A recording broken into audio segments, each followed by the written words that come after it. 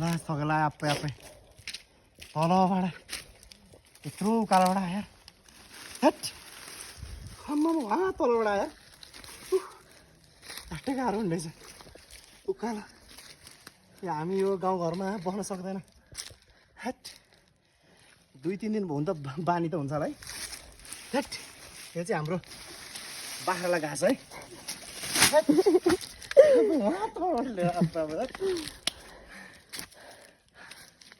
हालत खराब बाख्रालाई घाँस काट्दै गाउँ म कहिल्यै आउँदैन गाउँ म कहिल्यै आउँदिनँ लास्ट भने सेकेन्ड भने पनि फर्स्ट भने नि यही हो मेरो ओ घाँसको भाइ म कहिल्यै आउँदैन म दुःख गर्न सक्दैन